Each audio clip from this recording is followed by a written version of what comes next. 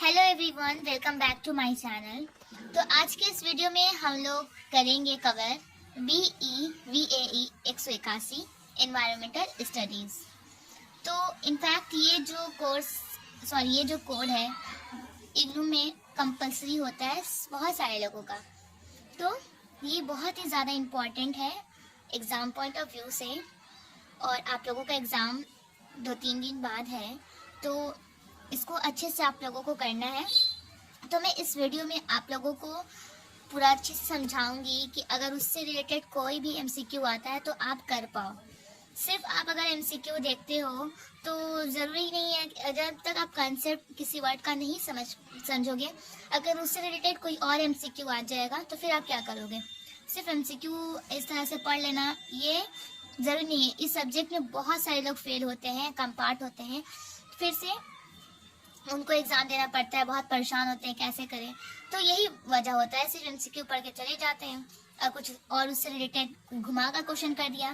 तो जब तक आप उससे रिलेटेड अच्छे से उस वर्ड को कमांड नहीं कर पाओगे, समझोगे नहीं, उस कंसेप्ट को क्लियर नहीं करोगे, देन कैसे आप आंसर कर सकते हो।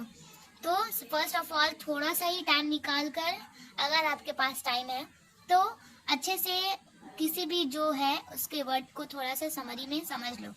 देन फिर MCQ करोगे, देन थोड़ा इजी पड़ेगा। MCQ भी देखो, बहुत इंपॉर्टेंट है। प्रीवियस ईयर क्वेश्चन पेपर देखो, गेस्ट पेपर देखो, लेकिन आपको पहले कमांड होना चाहिए कि किस तरह से करना है। तो मैं कुछ वर्ड को आपको अच्छे से समझाने वाली हूँ।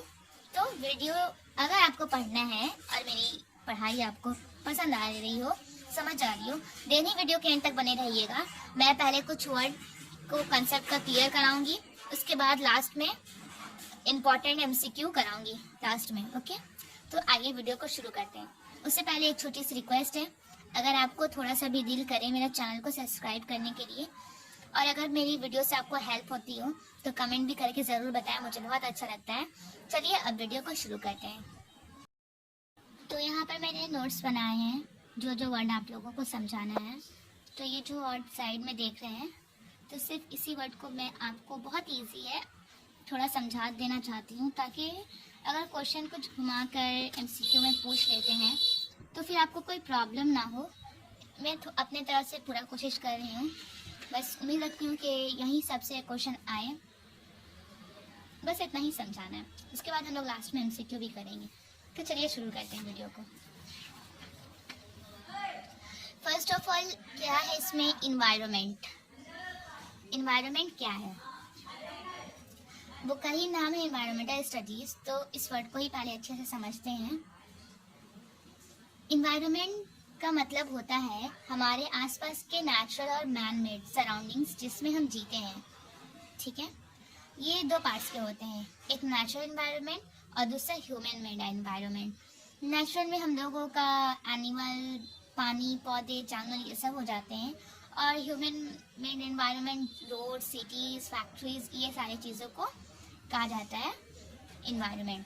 तो शॉर्ट में इसका अगर बोला जाए तो environment is the surrounding in which we live. ठीक है, ये छोटा सा इन्वायरमेंट का मैं बताई।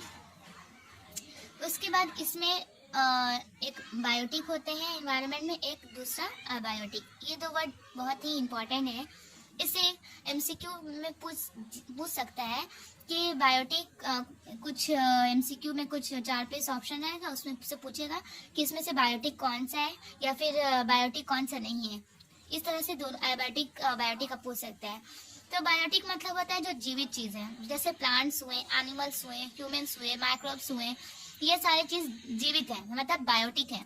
और दूसरा बायोटिक मतलब जो चीज़ नहीं जीव, मतलब जो जीवित नहीं है, जैसे air, water, sunlight, temperature, soil, ये सब अबायोटिक कंपोनेंट हो गए।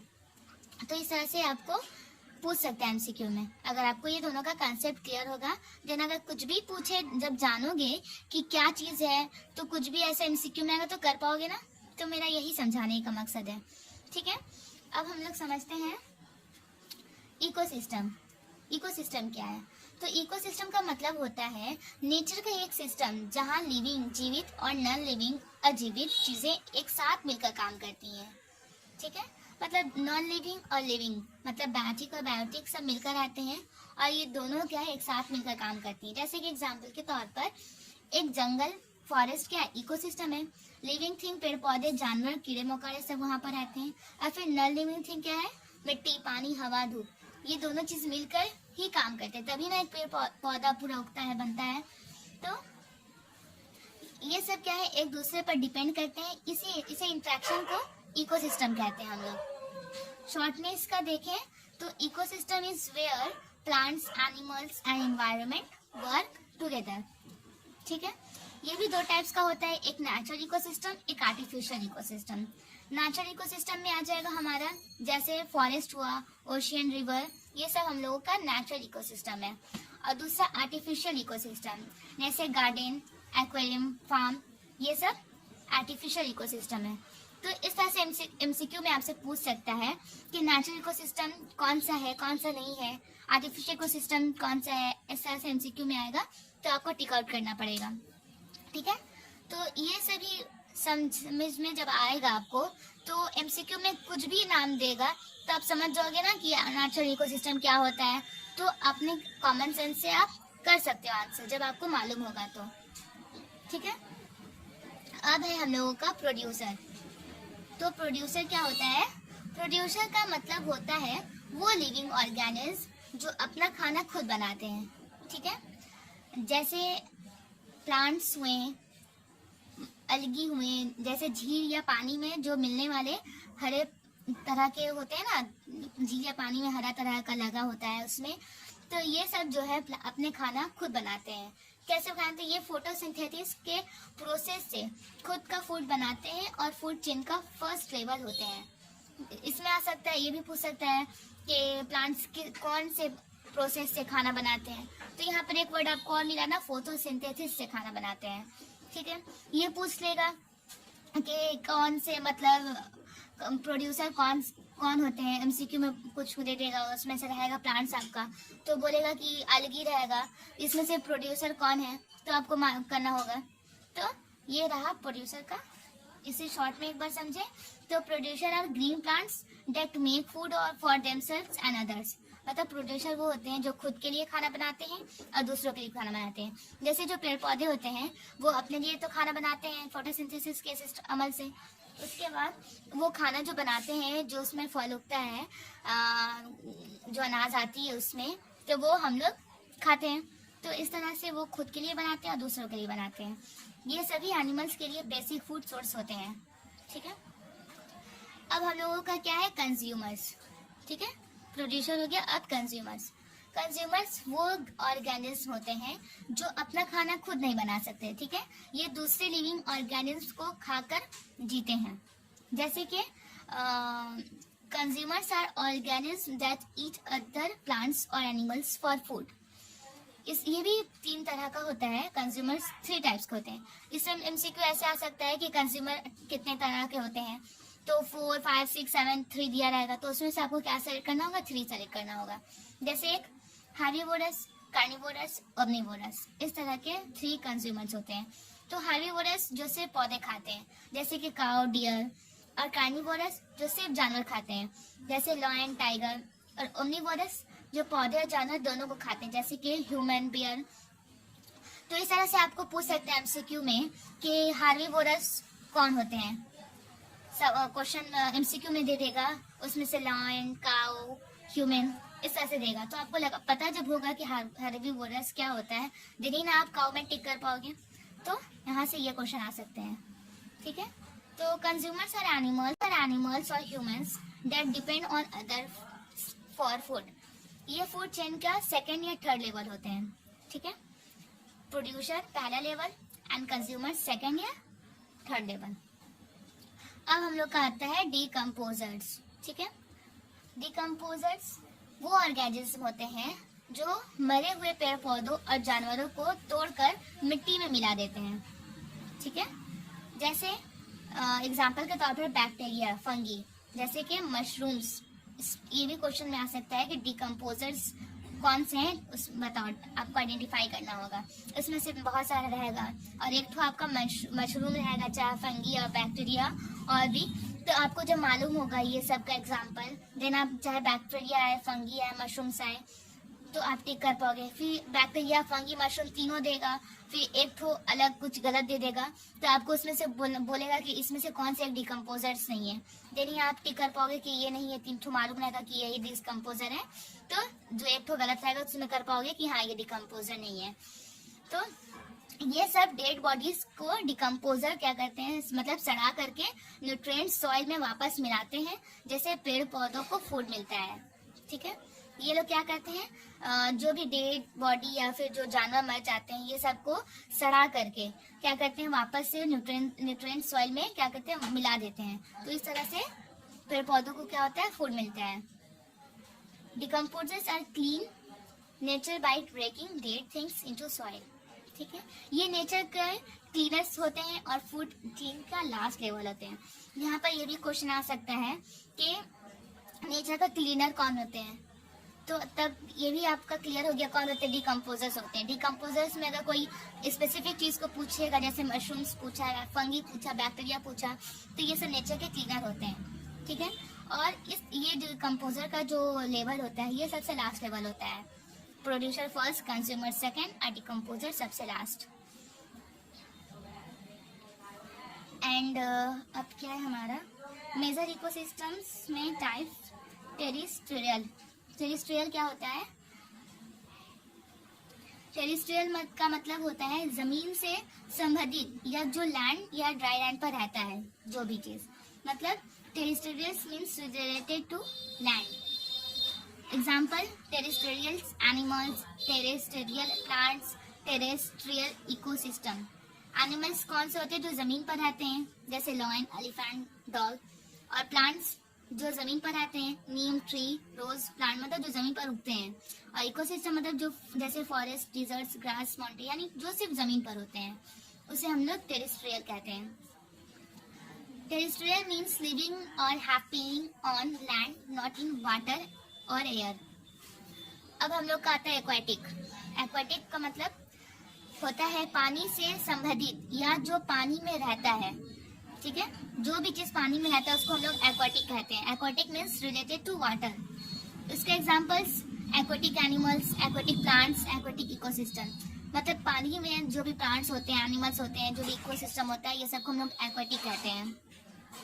जैसे कि एनिमल्स में हम लोगों का फिश, डॉल्फिन, ऑक्टोपस। प्लांट्स में लोटस, एल्गी।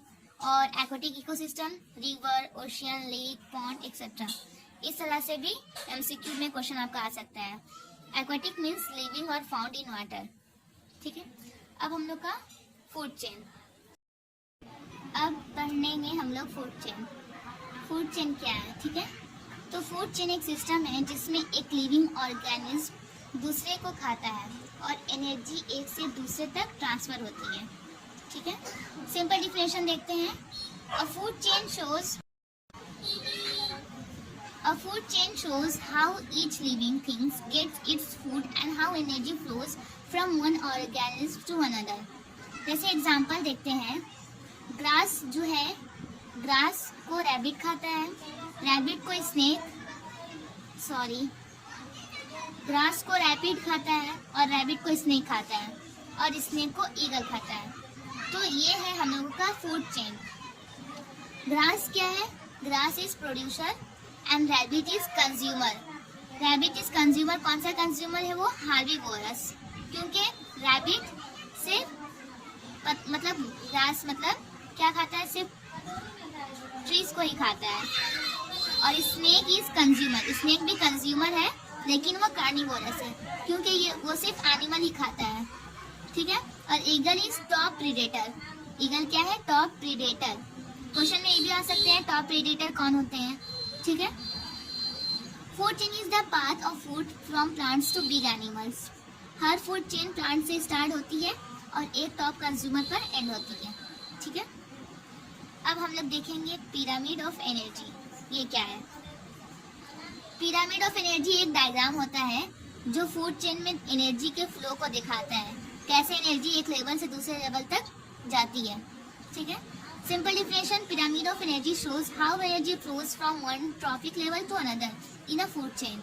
इंपॉर्टेंट पॉइंट्स क्या है इसका, ये हमेशा बॉटम से टॉप तक नैरो होता है क्योंकि एनर्जी कम होती है। प्रोड्यूसर जैसे प्लांट्स के पास सबसे ज़्यादा एनर्जी होती है, प्रोड्यूसर के पास सबसे ज़्यादा एनर्जी होती है। जब एनर्जी एक लेवल से नेक्स्ट लेवल तक जाती है तो सिर्फ 10% एनर्जी ट्रांसफर होती है, बाकी हीट के रूप में लॉस हो जाती है।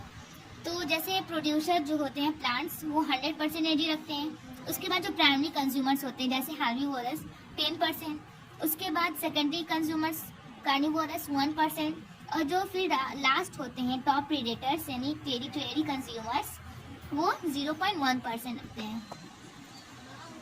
तो pyramid of energy shows how energy becomes less as it moves up the food chain. And अब पढ़ते हैं बायोस्फीयर।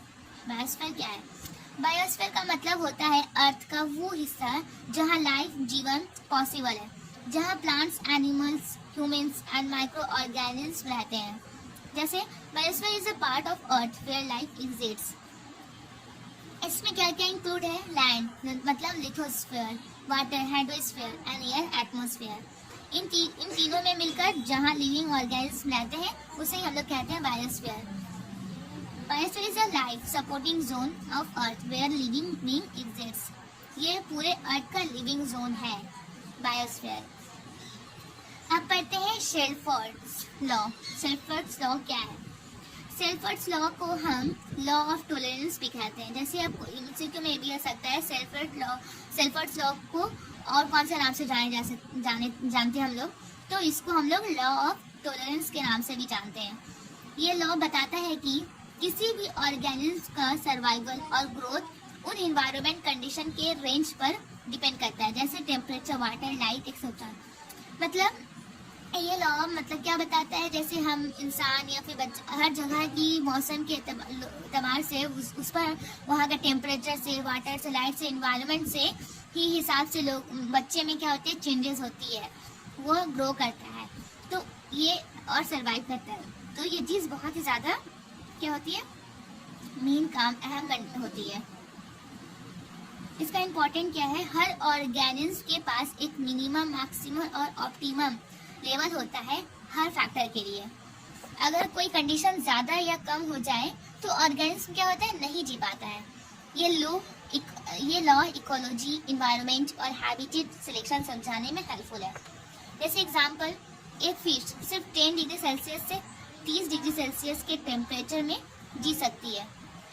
10 डिग्री सेल्सियस क्या है, minimum limit, 30 degree Celsius maximum limit, 20 degree Celsius optimum best limit. अगर टेम्परेचर इस range के बाहर चला जाता है तो फिश मर सकती है। तो एक लिमिटेड होता है टेम्परेचर, हर चीज़, तो इसे हम लोग कहते हैं शेल्फर्ड्स law.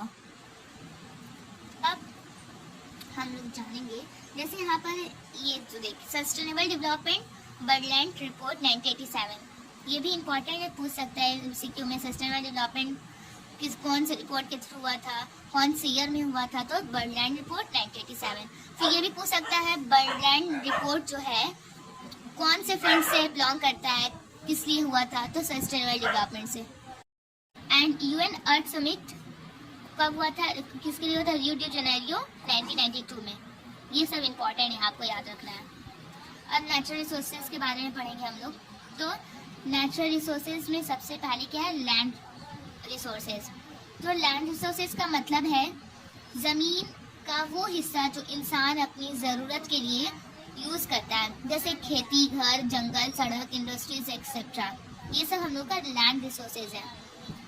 Land uses of land resources क्या है, एग्रीकल्चर, फॉरेस्ट, बिल्डिंग्स और रोड्स, इंडस्ट्रीज, मीनिंग, ये सब यूजेज है। ये सब भी आपको माइंड में रखना है, ये सबसे भी एमसीक्यू आ सकते हैं। लैंड एक लिमिटेड रिसोर्स है, इसलिए इसका सही उपयोग और प्रोटेक्शन ज़रूरी है, ठीक है। एंड सेकेंड है सॉइल इरोशन। सॉइल इरोशन का मतलब होता है मिट्टी का अपनी जगह से हट जाना या बह जाना, यूजली पानी, हवा या ह्यूमन एक्टिविटीज की वजह से जो होता है सब, इसकी वजह से सॉइल इरोशन होता है।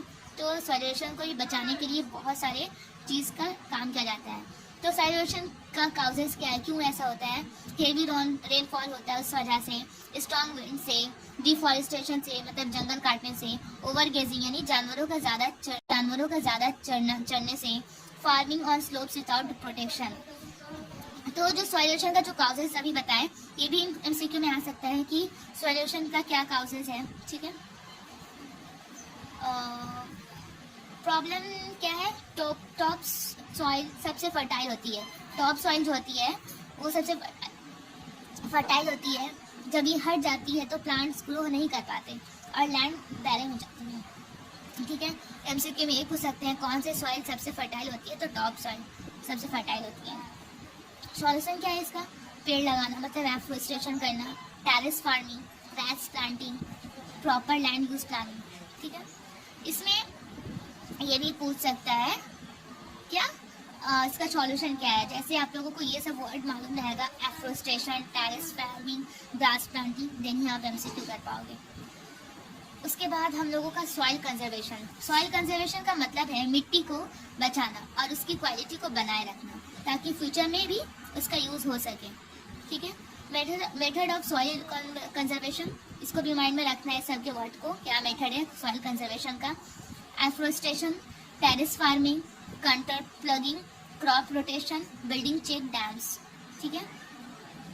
सॉइल कंजर्वेशन जरूरी है ताकि हम खेती, जंगल और जीवन के बैलेंस बना सकें। एंड वाटर सोर्सेज, वाटर का सोर्स क्या है। वाटर सोर्सेज का मतलब है वो जगह या चीजें जहाँ से ह्यूमन पानी मिलता है, ह्यूमन को पानी मिलता है जो हम पीते हैं, खाते हैं, और जब खेती और स्नान और इंडस्ट्रीज के लिए यूज करते हैं। Water sources are the places from where we get water from various usage.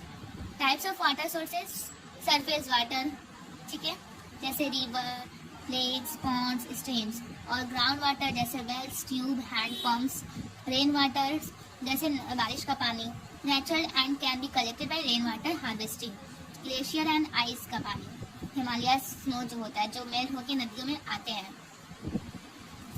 Water sources को बचाना जरूरी है क्योंकि पानी जीवन के लिए सबसे इम्पोर्टेंट रिसोर्सेज है। रेन वाटर हार्वेस्टिंग, ठीक है।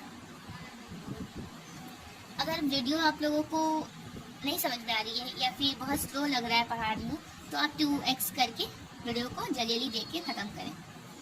रेन वाटर हार्वेस्टिंग का मतलब होता है बारिश के पानी का इकट्ठा करके फ्यूचर में क्या करना है, इसका इस्तेमाल करना। हाउ इट्स डन, कैसे ही होता है, रूफ टॉप सिस्टम होता है, रिचार्ज स्पीड्स, ऐसे पानी जमीन में सोख कर आकर अंडरग्राउंड वाटर लेवल बढ़ाया जाता है। स्टोरेज टैंक्स, बारिश का पानी डायरेक्टली टैंक में कलेक्ट किया जाता है। तो ये सब सिस्टम आपको याद रखना है। बेनिफिट इसका क्या क्या होता है, जैसे पानी की बचत होती है, ग्राउंड लेवल बढ़ जाता है, बारिश का पानी वेस्ट नहीं होता, सुझाव भरे इलाकों में यूजफुल होता है, ठीक है। रेन वाटर हार्वेस्टिंग एक स्मार्ट और इको फ्रेंडली तरीका है अपनी पानी बचाने का। फॉरेस्ट बेनिफिट्स, फॉरेस्ट हमें क्या करता है, बहुत सारे एनवायरमेंटल, इकोसिस्टम और सोशल फायदे देते हैं। जैसे कि मेन बेनिफिट्स फॉरेस्ट का क्या है, purify air, water cycle maintain, home for animals, soil protection, medicines, would and fuel, climate control, livelihood. तो ये सब हम लोग को फॉरेस्ट बेनिफिट्स हैं, हम लोग को मिलते हैं। जैसे forest give us air, water, food, medicine and protect nature. Forest हमें जीने के लिए सब कुछ देते हैं, इसलिए उनका रक्षा या प्रोटेक्शन बहुत ज़रूरी है। डिफॉरेस्टेशन का क्या क्या वजह होती है, कॉजेस। डिफॉरेस्टेशन का मतलब होता है पेड़ों का कटना या जंगल का मिटा देना। ज़्यादातर ह्यूमन एक्टिविटीज़ के लिए ऐसा हो रहा है नाउअडेज। मेन कॉजेस क्या है, urbanisation, cities, roads and buildings बनाने के लिए पेड़ काटे जा रहे हैं। एग्रीकल्चर, ज़्यादा खेती करने के लिए काटे जा रहे हैं। लॉगिंग मतलब लकड़ी और टिम्बर के लिए पेड़ों का काटा जा रहा है। इंडस्ट्रियल यूज़ के लिए ओवर गेजिंग हो रहा है, मतलब जानवरों को चढ़ाया जा रहा है ज़्यादा। फॉरेस्ट फायर्स, आग लग जाता है जंगल में, उसकी वजह से क्या हो रहा है, डिफॉरेस्टेशन हो रहा है। डिफॉरेस्टेशन से एनवायरनमेंट को क्या नुकसान होता है, इसलिए हमें क्या लगाए, ज़्यादा से ज़्यादा पेड़ लगाना चाहिए और जंगल को बचाना चाहिए। अब क्या है, बायोडाइवर्सिटी। बायोडाइवर्सिटी का मतलब होता है पृथ्वी पर जीवित सभी प्रकार के जीवनों का वैरायटी, मतलब जैसे प्लांट्स हुआ, एनिमल्स हुआ, बर्ड्स हुआ, insects, bacteria etcetera. Types of biodiversities के अंदर जीन्स का अंतर, जैसे आम के अलग अलग प्रकार होना, और स्पेसीज डाइवर्सिटी अलग अलग प्रजातियों की संख्या, जैसे लॉयन, टाइगर, पिकॉक एक्सेट्रा। और इकोसिस्टम डाइवर्सिटी मतलब अलग अलग प्रकृति के इकोसिस्टम, जैसे फॉरेस्ट, डिजर्ट्स, ओशन एक्सेट्रा। तो बायोडाइवर्सिटी के 3 टाइप्स हैं, ये लर्न करना है आप लोगों को। Genetic diversity, species diversity, ecosystem diversity. Biodiversity means all kinds of living things in nature. ठीक है, इंपॉर्टेंस ऑफ बायोडाइवर्सिटी क्या है? नेचर का बैलेंस बना रहता है, हमें food, medicine and clean air मिलता है, इकोसिस्टम हेल्दी रहता है। तो बायोडाइवर्सिटी पृथ्वी की जीवन शक्ति है, इसका सुरक्षा, प्रोटेक्शन करना बहुत ज़रूरी है हमारे फ्यूचर के लिए। अब क्या है? हॉट स्पॉट इन इंडिया कहाँ का है? मतलब बायोडाइवर्सिटी हॉट स्पॉट वो रीजन्स होते हैं जहाँ बहुत ज़्यादा और यूनिक, मतलब रेयर और एंडेंजर्ड प्लांट्स और एनिमल्स मिलते हैं, लेकिन ये एरिया डेंजर में होते हैं और हैबिटेट लॉस की वजह से होते हैं। तो hotspot are areas with very rich biodiversity that are under threat. तो बायोडाइवर्सिटी हॉटस्पॉट इन इंडिया कौन कौन से? जैसे हिमालय हुआ, Indo Burma region, western Ghats, Sundaland including Nicobar island. तो ये हॉटस्पॉट्स इंडिया के बायोलॉजिकल वेल्थ है, जिन्हें प्रिजर्व करना हम सबकी जिम्मेदारी है। और अब क्या है? Energy types, renewable resources, renewable और नॉन रिन्यूएबल। रिन्यूएबल मतलब होता है जिस चीज़ को हम दोबारा से इस्तेमाल कर सकते हैं, जो कभी ख़त्म नहीं होगा। तो सोलर, विंड, हाइड्रो, ये सब चीज़ क्या है? रिन्यूएबल है, ये कभी भी क्या होगा? ख़त्म नहीं होगा। तो हम लोग को ज़्यादा से ज़्यादा कोशिश करना चाहिए कि रिन्यूएबल रिसोर्सेज का हम लोग इस्तेमाल कर दें। और नॉन रिन्यूएबल मतलब जो एक दिन ख़त्म हो जाएगा। लोग आज के समय में बहुत ज़्यादा नॉन रिन्यूएबल चीज़ इस्तेमाल कर रहे हैं, जो फ्यूचर के लिए बचा के रखना बहुत ज़रूरी है, जैसे कोल, पेट्रोलियम, ये सब नॉन रिन्यूएबल है। आप लोगों को इसका एग्जाम्पल याद रखना पड़ेगा। MCQ में आ सकता है ऐसे कि कौन सा नॉन रिन्यूएबल है, कौन सा रिन्यूएबल है, तो ये आपको याद रखना पड़ेगा। अब क्या है? 1 centimetre soil formation is equal to 100 days of years. तो मतलब ये लाइन बताती है क्या हम लोगों को कि मिट्टी बनने का प्रोसेस जो है बहुत स्लो होता है। जैसे हाउ सॉइल फॉर्म्स, कैसे सॉइल फॉर्म होता है? Rocks break down slowly due to rain, wind, temperature and natural processes. Dead plants and animals also mix in and make the soil fertile. ये पूरा प्रोसेस बहुत slow होता है। ठीक है, सॉइल इज क्या है? प्रीसियस नेचुरल रिसोर्सेज जो आसानी से मिलती नहीं, इसलिए हमें सॉइल इरोजन रोकना और सोशल कंजर्वेशन ज़रूरी है। तो आप लोगों को इसमें बस ये याद रखना है कि सॉइल फॉर्मेशन कितना, 1 सेंटीमीटर सॉइल फॉर्मेशन कितना दिन में होता है? तो 100 डेज ऑफ ईयर्स में होता है। अब क्या है? Fluoride problem. फ्लोराइड प्रॉब्लम क्या है और कहाँ होता है, ये भी बहुत इंपॉर्टेंट है। तो फ्लोराइड प्रॉब्लम मतलब फ्लोराइड प्रॉब्लम होता है जब पानी में फ्लोराइड का अमाउंट ज़्यादा हो जाता है, जो हेल्थ के लिए हार्मफुल हो सकता है। तो नेचुरल कॉजेज क्या है इसके? नेचुरल रॉक से फ्लोराइड पानी में घुल जाता है। ठीक है, ग्राउंड वाटर में फ्लोराइड ज़्यादा होता है, specially in dry area like जैसे कि राजस्थान, आंध्र प्रदेश एक्सेट्रा। ये आप लोगों को 2 जगह याद रखनी है, फ्लोराइड प्रॉब्लम कहाँ ज़्यादा होता है। जैसे हेल्थ प्रॉब्लम्स, फ्लोरोसिस होती है इससे। डेंटल फ्लोरोसिस मतलब दांतों पर सफ़ेद या भूरे दाग जो होते हैं, ये डेंटल फ्लोरोसिस होती है। स्केलेटल फ्लोरोसिस मतलब हड्डियां दर्द करने लगती हैं, वीक हो जाती है। लॉन्ग टर्म यूजेज से क्या होता है? बोन्स कर्व हो सकती है, बॉडी स्टीफ हो सकती है। ठीक है, तो सॉल्यूशन क्या है? फ्लोराइड फ्री वाटर सप्लाई करना, रेन वाटर हार्वेस्टिंग करना, यूज ऑफ फिल्टर्स का इस्तेमाल करना, अवेयरनेस इन अफेक्टेड एरियाज और अवेयरनेस करना। फ्लोराइड थोड़ा सा फ़ायदेमंद होता है, लेकिन ज़्यादा होने पर डेंजरस हो जाता है, इसलिए सेफ लेवल मेंटेन करना ज़रूरी है। अब हम लोगों का क्या आता है? पॉल्यूशन एंड ग्लोबल इश्यूज में एयर पॉल्यूशन। एयर पॉल्यूशन क्या? अब जल्दी एकदम फास्ट में आप लोगों को सब समझा दूंगी, बहुत अब थोड़ा सा ही बचा है।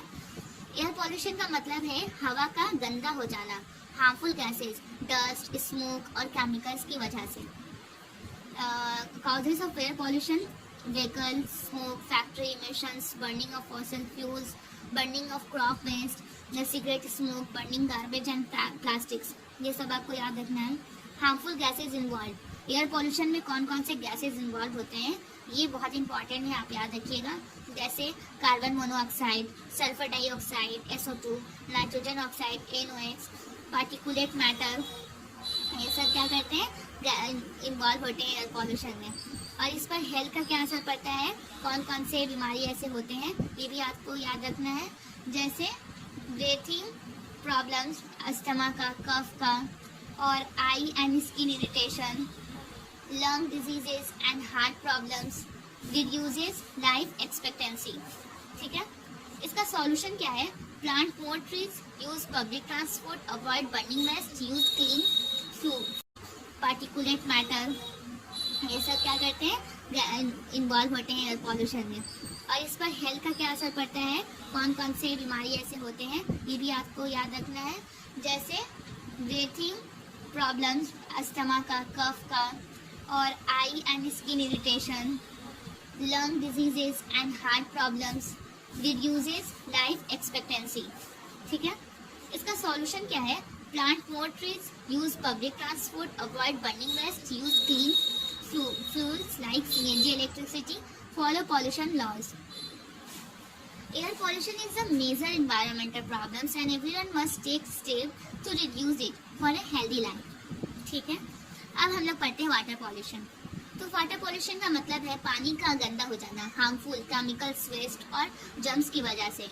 तो causes of water pollution, factory waste, sewage water, pesticides and fertilizers, मतलब खेती में यूज होने वाले जो केमिकल होते हैं पानी में मिल जाते हैं उसकी वजह से ऐसा होता है। Throwing garbage in water bodies, oil spills, मतलब समुद्र में तेल गिरना, रिलीजन्स एंड ह्यूमन्स एक्टिविटीज की वजह से जो नदी में, तालाब में सब कुछ फेंके जाते हैं। इफेक्ट्स ऑफ वाटर पॉल्यूशन का क्या होता है, पानी पीने लायक नहीं रहता, जानवरों और मछलियों की डेथ हो सकती है, बीमारियां फैलती हैं, क्लोरा नाम की, और टाइफाइड और डिसेंट्री, ये बीमारी का नाम याद रखना है। वाटर पॉल्यूशन की वजह से कौन सी बीमारी हो सकती है, कोलेरा, टाइफाइड और डिसेंट्री, एक्वाटिक लाइफ डिस्ट्रॉय हो सकता है। तो सॉल्यूशन क्या है इसका, गंदा पानी ट्रीट करके ही रिलीज करना, कचरा पानी में ना डालना, पेस्टिसाइड्स का कम उपयोग, पब्लिक अवेयरनेस करना, rain water harvesting. Water is essential for life और उसका प्रोटेक्शन हम सबकी जिम्मेदारी है। Clean water means healthy life. अब आता है सॉइल पॉल्यूशन। सॉइल पॉल्यूशन का मतलब है मिट्टी का गंदा हो जाना, हार्मफुल केमिकल्स, वेस्ट और प्लास्टिक की वजह से, जिससे सॉइल की क्वालिटी खराब हो जाती है। ठीक है, तो causes of soil pollution, chemical, fertilizer and pesticides, ज़्यादा उपयोग से मिट्टी खराब होती है। इंडस्ट्रियल वेस्ट, फैक्ट्रीज को टॉक्सिक कचरा जमीन में दम किया जाता है। Plastic and non biodegradable waste, oil spills on land, garbage dumping, sewage surge, गंदगी और बैक्टीरिया वाली मिट्टी। Effects of soil pollution, fertility कम हो जाती है, प्लांट्स अच्छे से नहीं उगते, ग्राउंड वाटर भी गंदा हो जाता है, plants and animals health affected होती है, human health problems, skin diseases, food poisoning, cancer long term के लिए। ठीक है, मिट्टी हमें फूड और लाइफ देती है, इसलिए क्या करना है, सॉइल पॉल्यूशन रोकना है हमें, और सबकी रोकने की सबकी जिम्मेदारी है। और नॉइस पॉल्यूशन आपको बस ये याद रखना है, नॉइस पॉल्यूशन 85 dB हार्मफुल, ये लाइन बस आपको याद रखना है MCQ के लिए। 3Rs मतलब होता है रिड्यूस, रीयूज, रिसाइकल। MCQ में इस तरह से आ सकते हैं, पहले 3R का पहला कौन सा है तो रिड्यूस है, सेकंड कौन सा रीयूज है, थर्ड कौन सा रिसाइकल है। तो ये 3Rs आपको लर्न करना है, याद रखना है।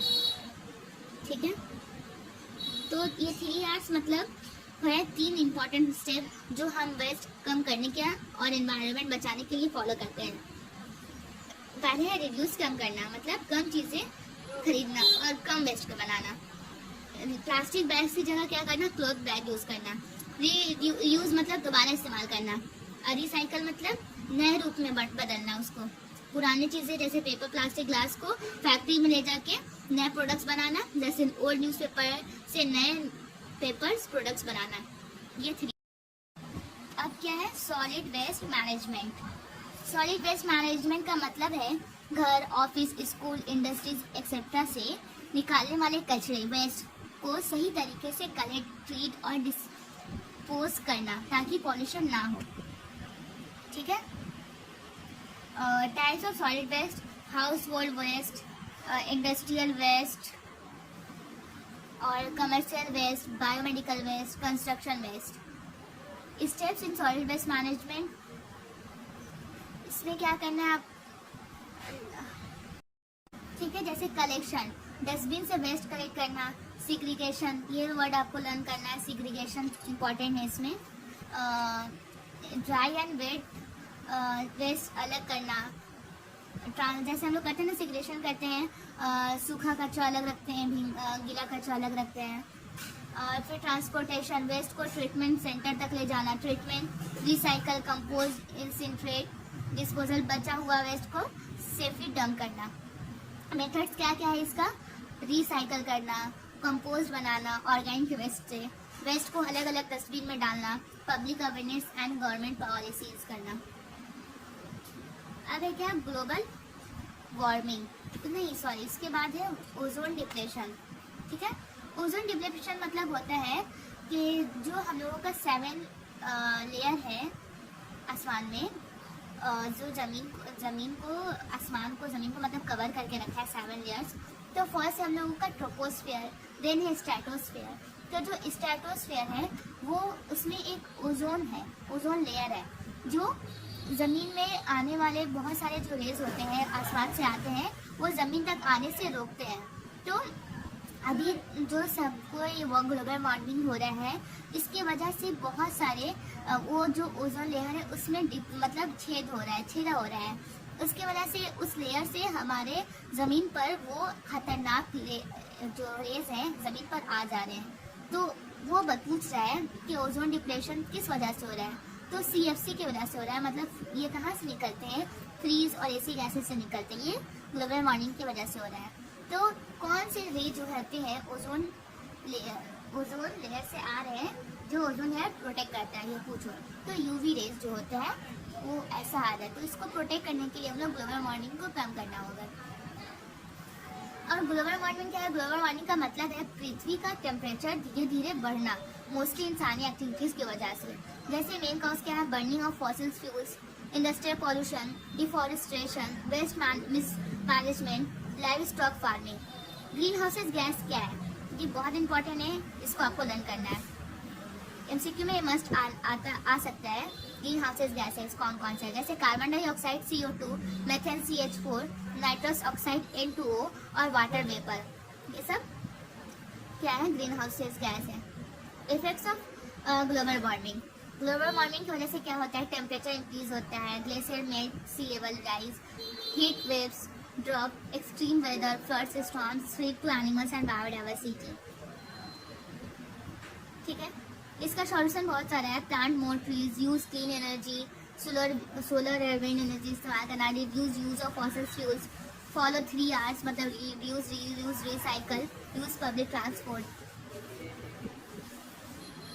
ग्लोबल वार्मिंग क्या एक सीरियस प्रॉब्लम है जिसका सॉल्यूशन हम सब मिलकर कर सकते हैं by leading an eco friendly life की वजह से। अब ये भी एसिड रेन, ये भी इम्पोर्टेंट है। एसिड रेन का मतलब है ऐसी बारिश जिसमें हार्मफुल एसिड्स मिले होते हैं जो एनवायरनमेंट और हेल्थ के लिए खतरनाक होती है। जैसे how acid rain happens, factories, vehicles and power plants release sulphur dioxide, SO2 and nitrogen oxide. तो ये सारी चीज़ें होते हैं, SO2 NOx रिलीज करते हैं और ये गैसेस क्या करते हैं, हवा में मिलकर सल्फरिक एसिड और नाइट्रिक एसिड बना लेती है।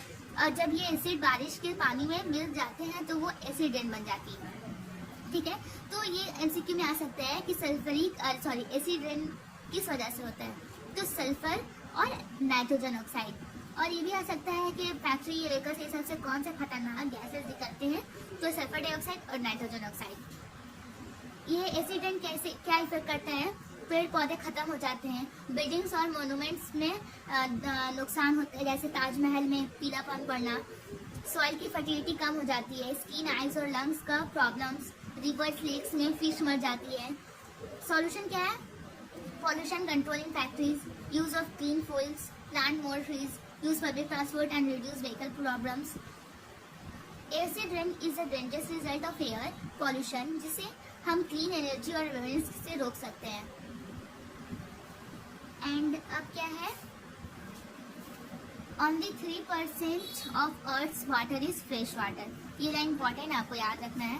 और 21% ऑफ एयर इज ऑक्सीजन, ये अभी आपको याद रखना है। 21% of air is oxygen.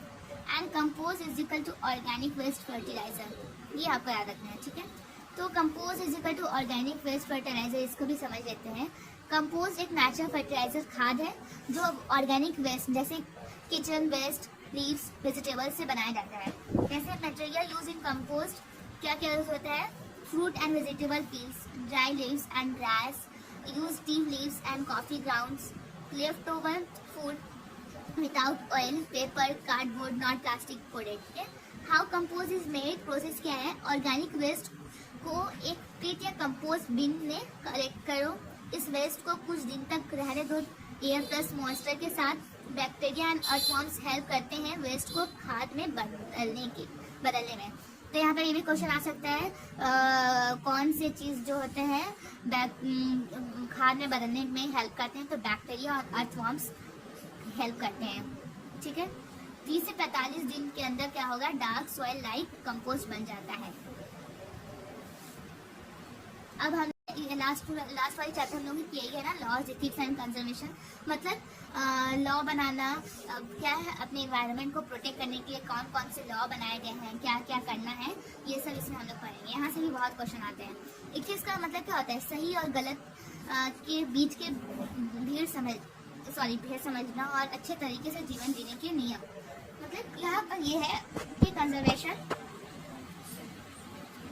Environment को समझना, क्या गलत है क्या सही है, फिर डिसीजन लेना, इसी को हम लोग कहते हैं एथिक्स। एंड अब हम लोग करेंगे इन सितु एक्स सितु, ये बहुत इंपॉर्टेंट है। इन सितु एक्स सितु, इन सितु कंजर्वेशन मतलब with in natural habitat, natural parks, मतलब ये दोनों तरीके क्या है, प्लांट्स और एनिमल्स की स्पेसीज को बचाने के लिए, स्पेशली जो इंडेंजर्ड या रेयर है। जैसे ये इन सितु क्या है, protecting animals and plants in their natural habitat, जहाँ वो नेचुरली रहते हैं। जैसे इसका इन सितु का एग्जांपल हो गया natural parks, wild life sanctuaries, biosphere reservoirs, ये बहुत इंपॉर्टेंट है। इन सितु मतलब होता है जो पहले से नेचुरल जगह है, जहाँ पर पेड़ पौधे और एनिमल्स रहते हैं, उनके प्रोटेक्ट किया जाता है, नेचुरल जगह है। जैसे नेचुरल पार्क, बायोस्फीयर रिजर्वर्स, ये सब क्या है, नेचुरल जगह है, ये इन सितु है। और एक सितु मतलब जो जानवरों को बचाने के लिए, जो खत्म हो रहे जानवर, उनके लिए एक अलग से आर्टिफिशियल बनाया जाता है, जैसे जू, उनका रखा जाता है। तो ये एक सितु हुआ। आउटसाइड हैबिटेट, जो आउटसाइड रहते हैं, जैसे जू, seed bank, botanical gardens, gene banks, ये सब आपको इसका एग्जाम्पल याद रखना है, ठीक है। एंड हम लोग पढ़ते हैं सिटीज, ये क्या है। सिटीज का फुल फॉर्म होता है convention on international trade in endangered species of wild fauna and flora, ठीक है। ये शुरू कब हुआ था, 1975 में, और इसमें 180 प्लस सेंचुरीज, मतलब 180 प्लस कंट्रीज हैं, इंडिया भी मेंबर है। और इसका मकसद क्या था, वाइल्ड लाइफ का इलीगल इंटरनेशनल ट्रेड रोकना, सिर्फ रेयर और इंडेंजर्ड स्पीसीज के ट्रेड पर फोकस करता है, ठीक है। क्या क्या एग्जाम्पल है, सब protect species under cities. Cities के अंदर कौन कौन से एनिमल को प्रोटेक्ट किया जाता है, टाइगर को, एलिफेंट को, रिनोसर्स को, पैरट्स को, टर्टल्स को, आर्चिड्स को, एक्सेट्रा, ठीक है। ये ग्लोबल रूल है। इम्पोर्टेंस क्या है, वाइल्ड लाइफ का इंसेक्शन से बचाता है, स्मगलिंग, ये सब चीजें इसमें, ठीक है। और UNEP मतलब the united nation environment programme is headquarter in Nairobi और केन्या, ये आपको लर्न करना है, ठीक है। तो बस यही था इसमें। UCN full form international union for conservation of nature. और यहाँ पर फॉरेस्ट कंजर्वेशन एक्ट अब हुआ है 1980 में, और फिर इसको बाद में अमेंडमेंट किया गया। फिर से इसमें सोचा गया कि नहीं, कुछ और भी इसमें ऐड करना चाहिए या कुछ घटाना चाहिए, तो वो कब हुआ, 1988 में। फिर वाइल्ड लाइफ प्रोटेक्शन एक्ट 1972 में। ये सब जो एक्ट है, ये बहुत अच्छे से आपको उसका ईयर लर्न करके रखना है, एग्जाम में ये बहुत आते हैं। बायोडाइवर्सिटी एक्ट कब हुआ, 2002 में। तो इस तरह से आपको आना। फिर सस्टेनेबल डेवलपमेंट मतलब क्या होता है, ये तो मोस्टली सारे लोग इससे जानते होंगे। सस्टेनेबल डेवलपमेंट हम लोग बचपन से ही पढ़ते आ रहे हैं। इसका मतलब प्रेजेंट नीड्स फिर फ्यूचर सेफ्टी, मतलब ऐसे प्रेजेंट्स जो ज़रूरत है लोगों को उसको पूरा करना और फिर ऐसे पूरा करना कि उसको फ्यूचर के लिए भी बचा के रखना। तो ऑलमोस्ट ये जो मेरे नोट्स थे, इस नोट्स से पूरे कंप्लीट कर चुके हैं। मैंने बुक से ही लिया था कुछ टॉपिक जो इम्पोर्टेंट लग रहे थे, और फिर ऑलमोस्ट हमने ये कंप्लीट कर लिया है। तो अब हम लोग MCQ देख लेते हैं। तो छोटी सी रिक्वेस्ट है, चैनल को प्लीज़ सब्सक्राइब करें। मेरी इस मेहनत को आप लोग ही कामयाब करेंगे। और रिक्वेस्ट है अच्छे से एग्ज़ाम देना और कमेंट करके ज़रूर बताना एग्ज़ाम कैसा गया और आपको मेरी जो पढ़ा रही हूँ समझ में आ रहा है या नहीं। Thank you. और चलिए देखते हैं MCQ की तरफ। Hello guys, welcome back to my channel. तो आज के इस वीडियो में VE 181 का मोस्ट इम्पॉर्टेंट MCQ जून 2025 के लिए कराऊंगी। तो चलिए देखते हैं और इसमें पढ़ते हैं और समझते हैं। अगर आप मेरी पिछली वाली वीडियो जिसमें मैंने सारे वर्ड्स को अच्छे से तरह से एक्सप्लेन किया है उसे नहीं देखे हैं तो प्लीज़ मेरे चैनल पर जाए, पहले उसे अच्छे से समझें और देखें, देन इसे MCQ को कीजिएगा तो ज़्यादा बेटर रहेगा। और भी MCQ एग्ज़ाम तक मैं अपलोड करूँगी। अगर आपको चाहिए तो देन ज़रूर कमेंट करें और बताएं कि आपको कैसा लगा। और प्लीज़ एक छोटी सी गुजारिश है, रिक्वेस्ट है, अगर चैनल पर नए हैं तो चैनल को सब्सक्राइब ज़रूर करें। आइए वीडियो की तरफ आगे बढ़ते हैं। आपका ये पेपर टोटल 50 मार्क्स का होगा और 2 घंटे मिलेंगे सिर्फ, और ये MCQ बेस्ड होगा। तो आपको थोड़े अच्छे से पढ़ के ही जाना पड़ेगा। MCQ है, राइट डिक्टो आंसर आपको लिखना पड़ेगा सही। तो ब्लॉक 1 हमारा इन्वायरमेंट एंड इकोसिस्टम। तो फर्स्ट क्वेश्चन है, विच of the following is a renewable resources. तो मैंने जैसे पहले बताया था कि जब रिन्यूएबल रिसोर्सेज के बारे में आप जानते होंगे कि क्या होता है रिन्यूएबल रिसोर्सेज, देन ही आप टिक कर पाओगे। तो यहाँ पर इसका आंसर होगा solar energy. Which gas is responsible for global warming. तो मैंने ये सब कुछ पहले पढ़ा चुकी हूँ, अच्छे से समझा चुकी हूँ। अगर आप चाहते हो कि पहले आप समझ लो कंसेप्ट को देन MCQ करो, हो सकता है कुछ क्वेश्चन घुमा कर दे दे MCQ में। सिर्फ आप MCQ जो सब PDF से पढ़ रहे हो वो बेस्ट है, ठीक है, रिपीटेड क्वेश्चन आते हैं, लेकिन कभी कभी सेम क्वेश्चन ऐसे घुमा कर देते हैं कि वो एग्ज़ामिनर चाहता है आपका कंसेप्ट देखना कि आप कंसेप्ट आपका इस टॉपिक पर क्लियर है या नहीं है, कि सिर्फ आप MCQ ऐसा देख कर आए। तो यहाँ पर कभी कभी ये चेक किया जाता है। तो जैसे आपकी मर्ज़ी, आप जैसा चाहें। मेरी तो यही होगी रिक्वेस्ट, अगर आप अच्छा मार्क्स गेन करना चाहते हो तो एक बार उसे देख लें। तो चलिए जैसा आप चाहे वैसा करें, मैं कोई फोर्स नहीं कर रही हूँ, मैं सिर्फ पढ़ा ही सकती हूँ। तो which gas is responsible for global warming. तो इसका आंसर होगा कार्बन डाइऑक्साइड। 3 नंबर में है, a group of living and non living things interacting together is called. तो आंसर होगा इकोसिस्टम।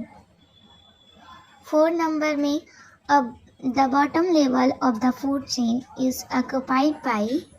तो आंसर होगा प्रोड्यूसर्स। 5 नंबर में, विच वन इज अ डिकम्पोजर। ठीक है, तो इसका आंसर होगा बैक्टीरिया। 6 नंबर में, विच of this is an example of a terrestrial ecosystem. तो इसका आंसर है फॉरेस्ट। ये सब मैंने पूरे अच्छे से एक्सप्लेन किया है कि टेरेस्ट्रियल इकोसिस्टम क्या होता है एंड द डिकम्पोजर्स, प्रोड्यूसर्स, ये सब क्या होते हैं। तो आपको ये वीडियो एक बार देख लेनी चाहिए, देन आपको ज़्यादा अच्छे से समझ में आएगा। Block 2 natural resources. Which of the following causes soil erosion. तो इसका आंसर है rain and wind. What is the main source of fresh water. तो आंसर है बी नंबर, रिवर्स। और डी नंबर भी हो सकता है रेन, is original source? ठीक है. Which practice helps in water conservation? Rainwater harvesting. Which is a non-renewable resources? Answer होगा coal. Which process converts organic waste into natural fertilizer? Answer होगा B number, composting. Next question, which is a cause of deforestation? Answer होगा urbanization. Block 3, environmental pollution. Question number 13, burning of plastic produces which harmful gas? Answer होगा carbon monoxide. Which is a major source of air pollution? तो answer होगा vehicle exhaust. Next question, which disease is caused by drinking polluted water? तो answer होगा cholera. Next question, loud sound causes noise pollution. Next question, which is the correct example of biodegradable waste? तो answer होगा vegetable peel. And next question, excess fluoride in water causes dental and bone diseases. And block 4, social issues and environment. Which is a cause of global warming? Burning fossil fuels. Answer होगा burning fossil fuels. Which is a greenhouse gas? तो answer होगा methane. Which organization is responsible for environmental protection worldwide? Answer होगा UNEP. Next question, UNEP HQ is located in Nairobi. Answer होगा Nairobi. CITES is related to CITES is related to trade of endangered species. Next question, which of the following promotes sustainable development? तो answer होगा using solar energy. And अब हम लोग इसको देखेंगे mixed high chances MCQs. ठीक है, तो which law relates to survival range of species? Answer होगा Shelford's law. Food chain starts with. Answer होगा producers. Next question, main gas responsible for acid rain? तो आंसर होगा sulphur dioxide. Next question, which is the component of the biosphere? Answer होगा living things. Next question, which of the following is part of 3RS? तो answer होगा reduce. Which method is used in solid waste? Answer होगा composting. Next question, which of this is an ex situ? तो answer होगा zoo. Next question, which of this is in situ conservation? Answer होगा biosphere reserve. And next question, ethics means? Answer होगा moral values. And which one is a forest benefit? Answer होगा oxygen supply. And next question, soil erosion can be prevented by afforestation. Answer होगा afforestation. Next question, biodiversity means living variety. Next question, main source of energy for earth? Answer होगा sun. 1 cm यानी centimetre soil formation takes 100 of years. Answer होगा 100 of years. And next question, aquatic ecosystem includes? Answer होगा ocean. And next question, pyramid of energy is always? Answer होगा upright. Next question, hot spots are areas rich in? Answer होगा biodiversity. Next question, which is a cause of noise pollution? Answer होगा loud speakers. Next question, food web is made of many? Answer होगा many food chains. Next question, best method to reduce plastic use? Answer होगा reuse. Excess use of pesticides leads to? Answer होगा pollution. And हमारा next question है, name the law related to tolerance limit of species. Answer होगा Shelford's law. And next question, main focus of sustainable development is.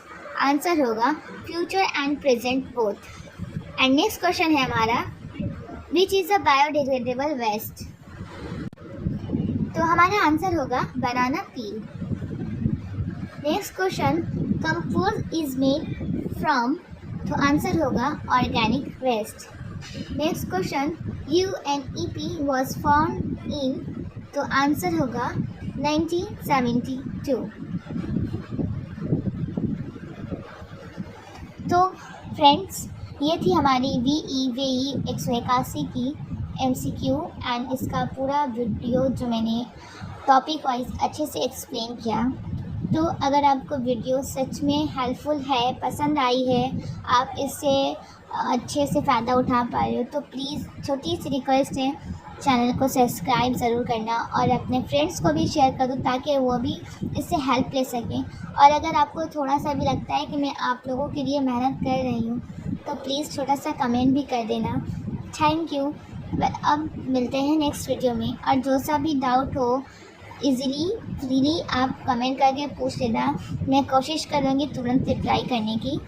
And और भी किसी topic पर, subject पर, कोई भी टॉपिक सब्जेक्ट पर आप वीडियो चाहते हो तो प्लीज़ कमेंट बॉक्स में करना। मैं जल्द से जल्द उस टॉपिक पर या सब्जेक्ट पर वीडियो बनाने की कोशिश करूँगी। आज के लिए इतना ही।